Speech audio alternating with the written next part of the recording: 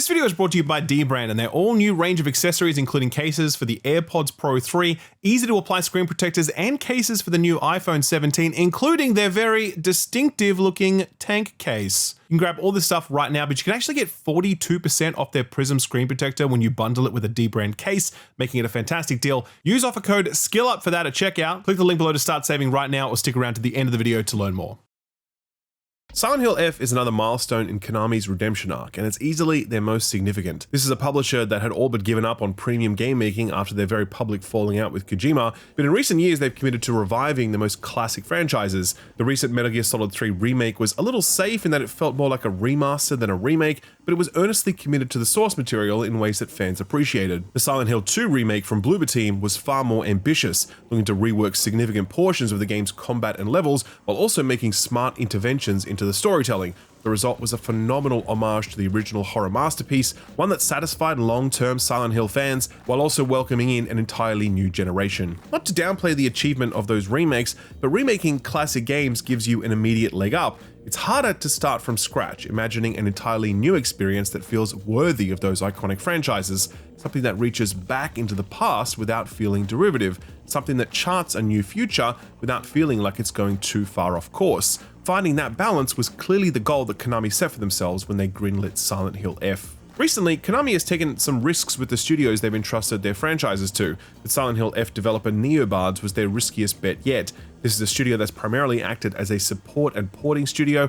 Unless I've missed something, it doesn't seem like they've ever released their own internally developed game, and now, suddenly, they've been handed the keys to one of survival horror's most iconic franchises. A safer bet was the game's leading writing talent, a man who goes by the pen name Ryokishi7. He's a famed visual novel horror writer best known for his When They Cry series of games. Konami recruited him for his writing chops, but also because they wanted someone who truly understood the essence of Japanese horror.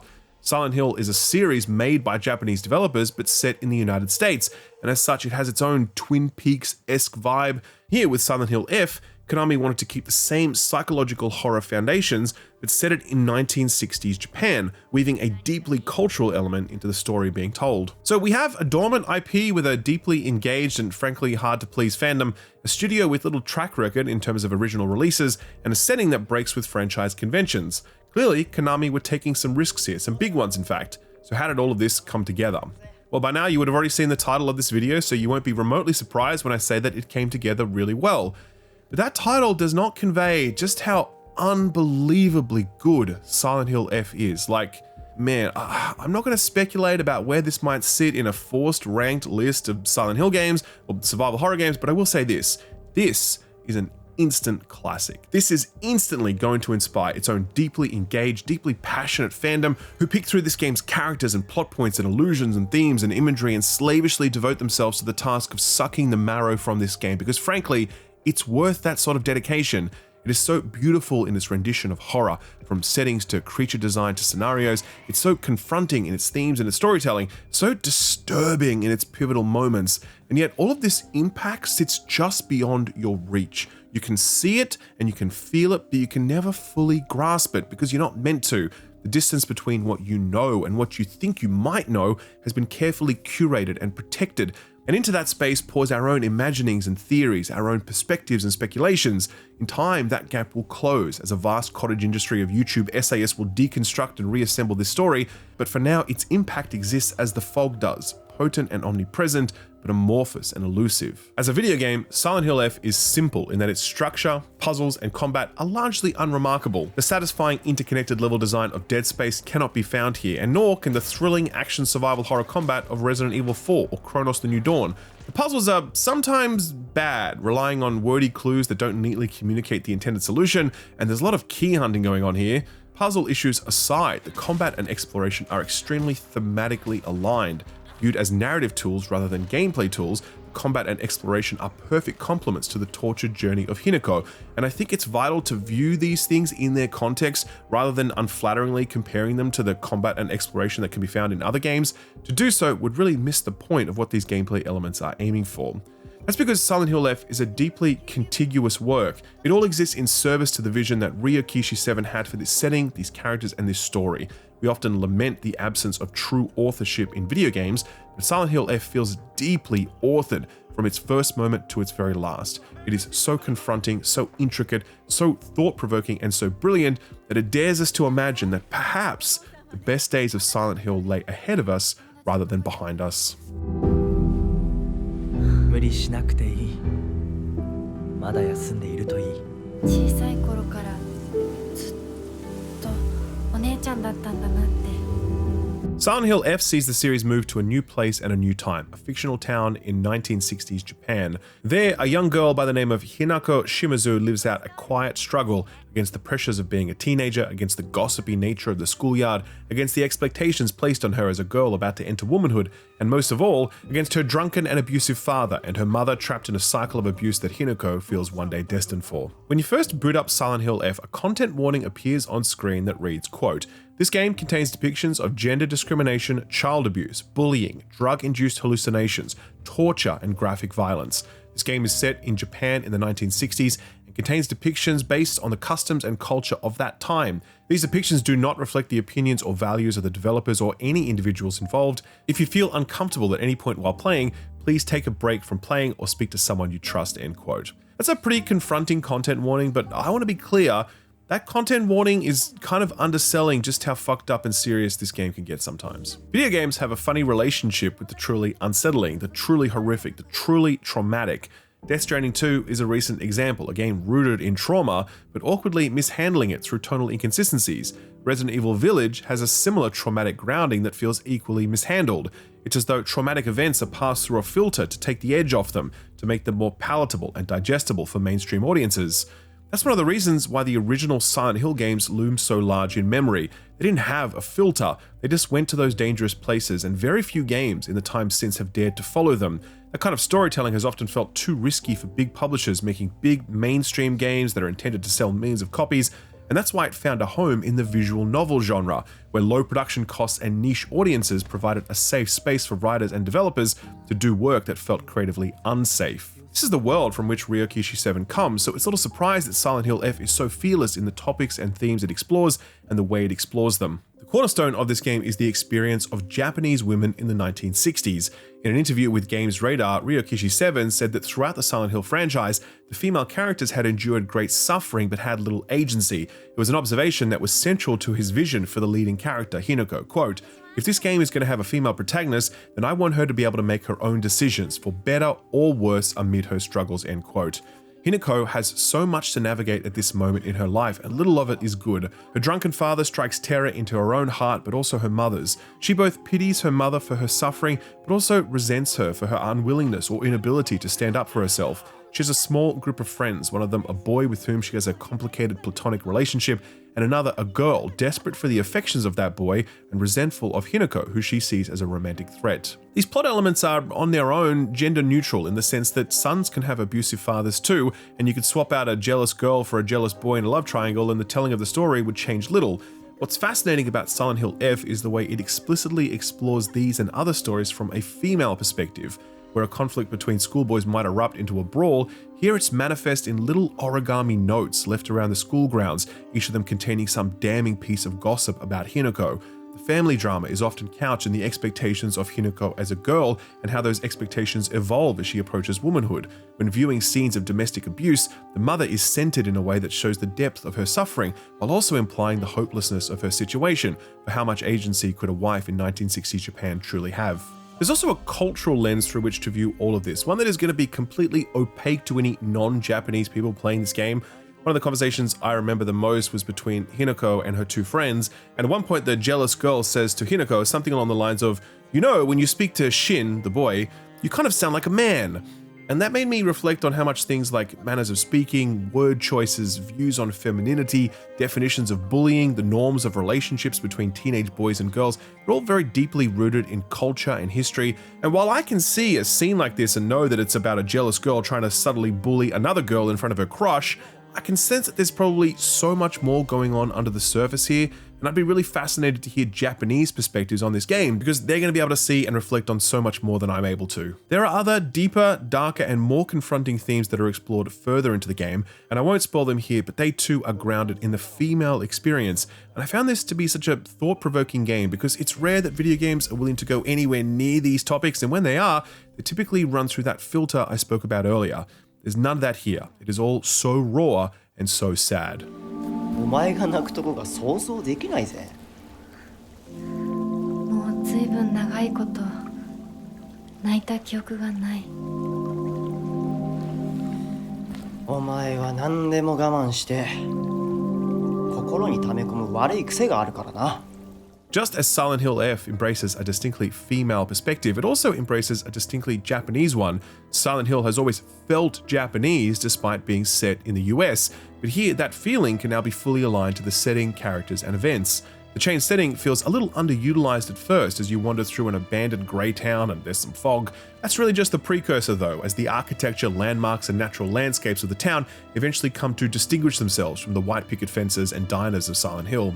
A more wholesale embrace of the new setting occurs in these sequences, where Hinako is transported to a Shinto-inspired spirit realm that's an inward manifestation of her outward journey. Here, torii gates and temples and Japanese weaponry and iconography all feature heavily, a haunted mind palace through which Hinako stumbles towards either her doom or her redemption.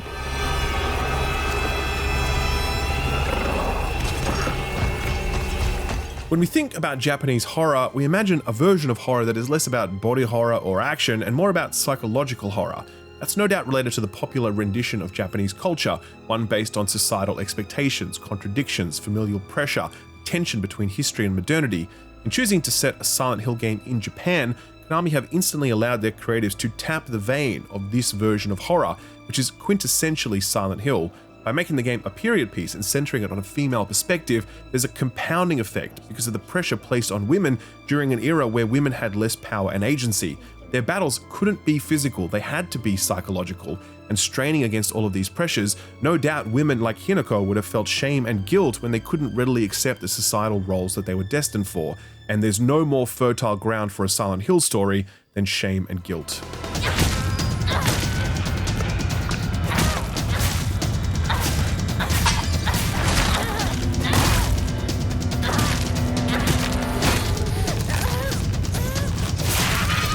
Previews for Silent Hill F went out around Gamescom back in August, and a lot of the chatter on the Silent Hill subreddit was that the buzz was generally positive, but the combat was pretty mixed. The most common response to that was, oh good, so it's a Silent Hill game then. It's a lighthearted, affectionate jab, of course, but it's also true in the sense that the series has always under-delivered on the combat front, but it's also been the case that no one really cared because you weren't playing Silent Hill games for the combat, you were playing for everything else.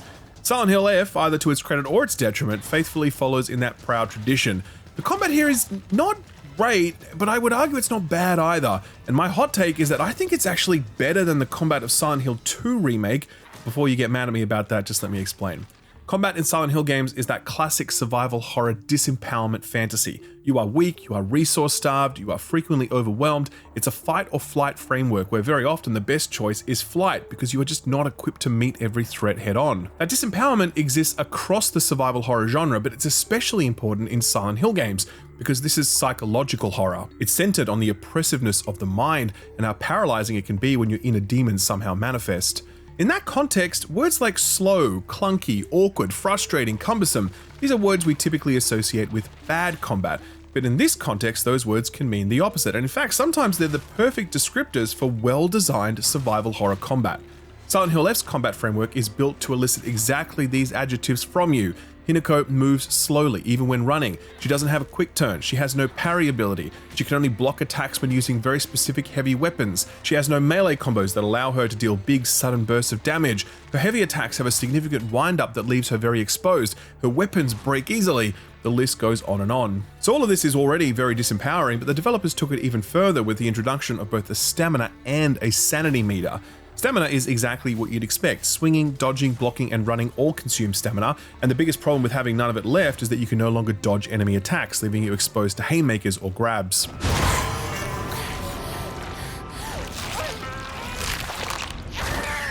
The sanity meter is quite novel. Essentially, by holding the left trigger, you can focus on a target, which gives you a very generous opening to counter their attacks, before an enemy can complete them. The thing is though, by focusing on an enemy this intently, it actually drains Hinako's sanity. When that reaches 0, she begins taking damage. This creates a lot of smart trade-offs in the combat model where you're juggling health and stamina and weapon durability and sanity, while also dodging and charging up heavy attacks and waiting for counter opportunities.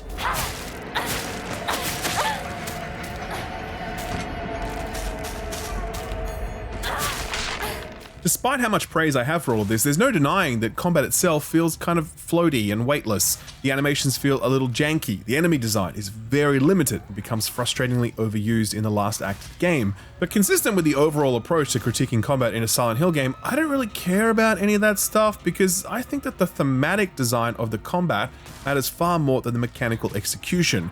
This was actually my biggest criticism of Silent Hill 2 Remake. James Sunderland was an absolute powerhouse, quick, explosive movements, such ferocity in his blows, inexhaustible since he didn't have any sort of stamina meter to throttle him. Combat in Silent Hill 2 Remake wasn't truly scary because James could always handle himself very well, in fact. Hell, this dude had animation cancels that he could use to speed things up and get out of a jam. While this was all very mechanically sound and crunchy and satisfying, just felt out of place, and I much prefer Silent Hill F's mechanically flawed but thematically fitting combat.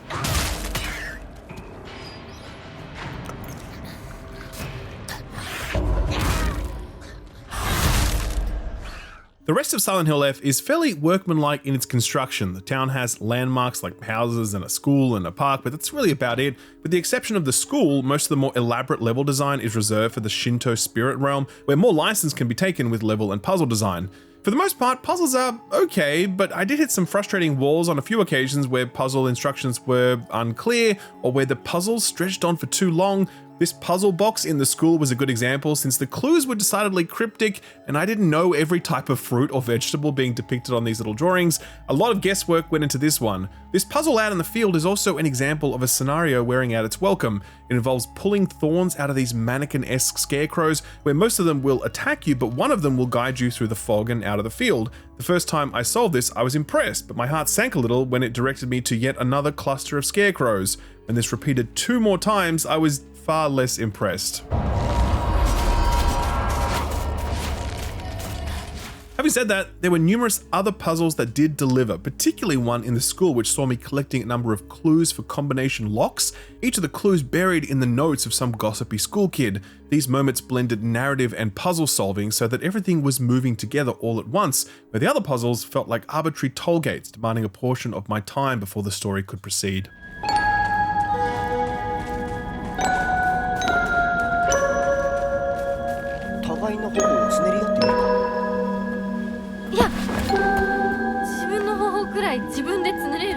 Before we wrap, some small details to be aware of if you're thinking about picking up Silent Hill F. Firstly, it runs really well on PC. That's largely owing to the fact that it's a fairly simple game in terms of visual density and technical detail. It's more about its art design than anything else. Still, it is an Unreal Engine 5 game, but thankfully, there's no stuttering. Randy Pitchford will say it's fake. Secondly, the difficulty choices here are a little funny. The game does suggest hard for puzzle difficulty and story for combat difficulty.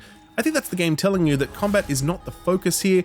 I agree with that, and I certainly enjoyed the combat pacing while playing on story difficulty, but it was very easy, and if you're looking for any challenge at all, you're definitely going to need to bump that up to hard. Finally, I'll say that while I have rolled credits on Silent Hill F, I've by no means finished it. I can't spoil details, but I will say there are multiple endings, and the game strongly hints that additional playthroughs might also alter story details throughout the rest of the game too.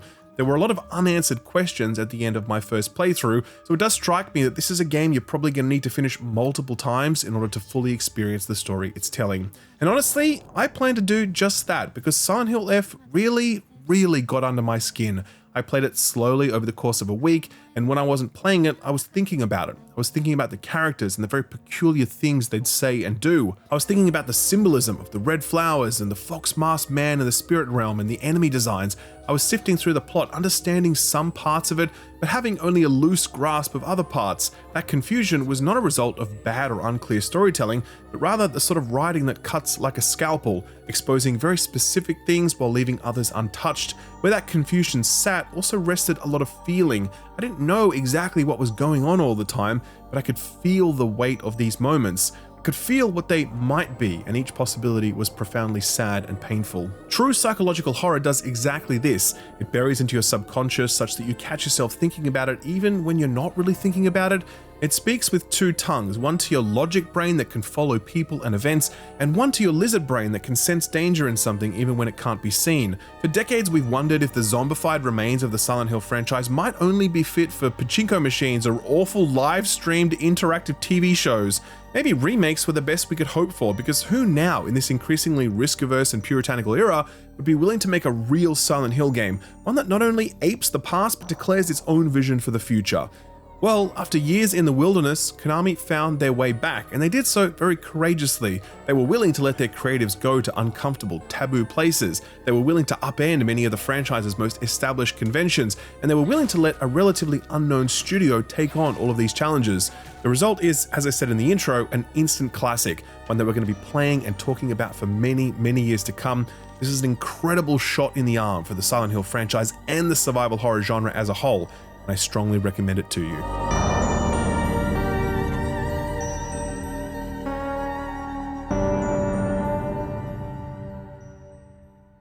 Okay, hard pivot now since we spent the last 20 minutes talking about a soul-crushing survival horror game, but how about those new iPhones, hey? I really did try to come up with a better segue for this, but just nothing came to me, so we're just gonna go with it. Apple just launched their new iPhone 17 lineup and their new AirPods Pro 3, and look, Apple make good stuff, there's no two ways about it, but it is very expensive, so when you grab it, you wanna make sure you get the best case that money can buy for it, and that's where this video sponsor dbrand comes in. First of all, how about a case for your case? The AirPods are famously very slippery, but dbrand's AirPods Pro 3 grip case takes care of that. It's an extremely textured material that will not slip out of your hand, while also providing your insanely expensive earbuds with lots of protection. Plus, you can also apply all sorts of snazzy skins to the grip case to customize it. I chose the black circuit board thingy because I thought it looked cool. All right, next up, let's talk phone cases. Looking for something a little more heavy duty, something that might make the special someone in your life go, what the hell is that?